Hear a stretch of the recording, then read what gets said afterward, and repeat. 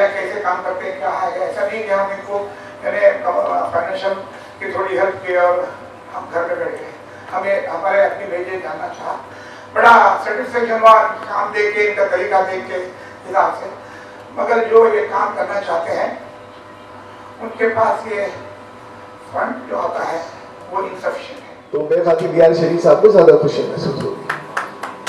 दूसरी बात, आपने जो एक उम्र की बात की, ये बात हकीकत भी है और इस पर किसी न किसी दिन सबको बोलना है। जायदाद का मसला अगर हो भी तो वो, हाँ, ये लीगल एड क्लिनिक का पैम्फलेट है आपके पास में।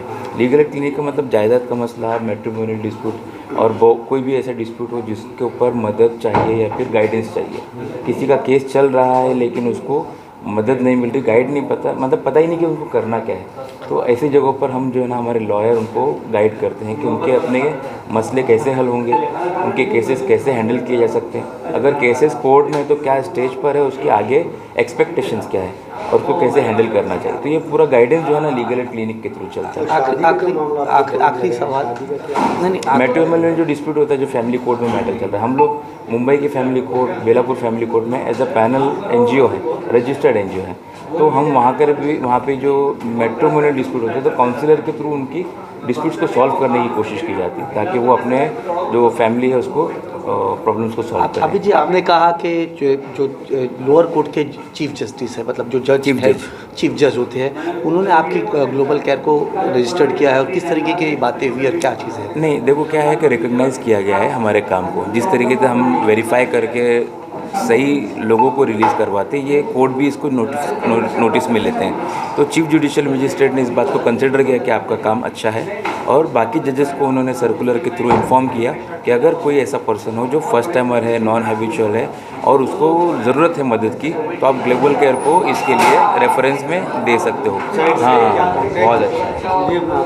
जी, तो एक तो आसान रास्ता ये है कि आप अपने चैनल पे शो कर सकते हैं।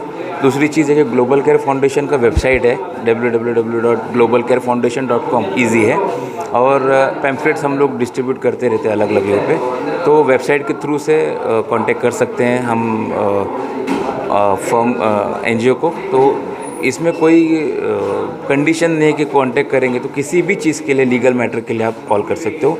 हमसे जितना हो सकेगा हम खुद से या तो किसी और के थ्रू से मदद ज़रूर करेंगे इंशाल्लाह। आपकी जितने आपने सर्विसेज बताई, खिदमात बताई आपने, तो उसको किस तरह से आम डोनर जो है इस यकीन में ला सके, ऐसा कुछ वेबसाइट में आपने डाला है?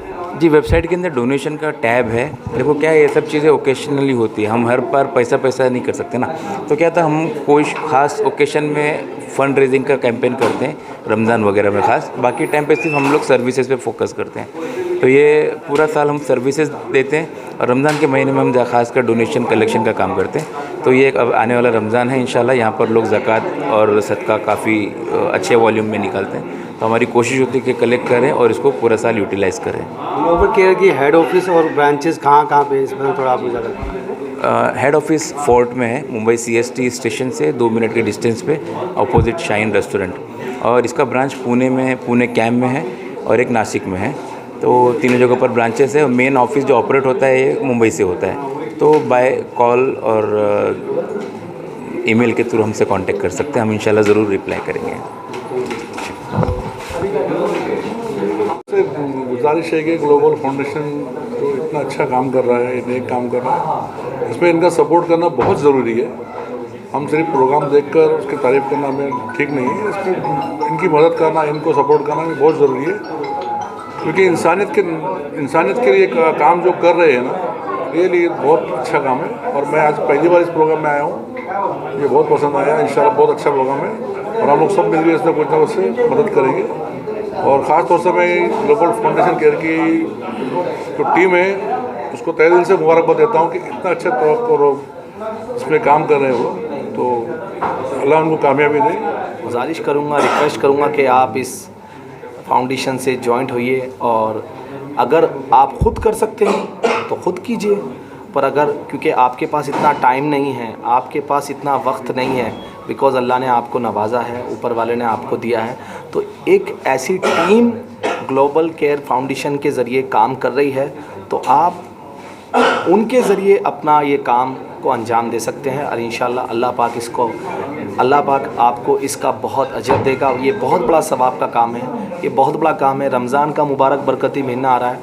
देखिए इतनी माशाल्लाह इतनी करोड़ों की तादाद में हमारे हिंदुस्तान में से लोगों के घरों में से एक आदमी के घर से करोड़ों लाखों रुपए ज़कात के निकलते हैं और वो गरीबों को ही जाता है, ऐसी बात नहीं है। बट ये भी बहुत बड़ा काम है, क्योंकि 5,000 10,000 के लिए एक बंदा 4 साल से 2 साल से 3 साल से 6 महीने से कैद में पड़ा है। अगर वही आपकी ज़कात या बिना ज़कात के भी आप देना चाहें, ये काम करना चाहें, तो आप प्लीज़ कीजिए और ऐसे इंसानियत का साथ दीजिए और ऐसे लोगों को हेल्प कीजिए। और अल्लाह पाक इंशाल्लाह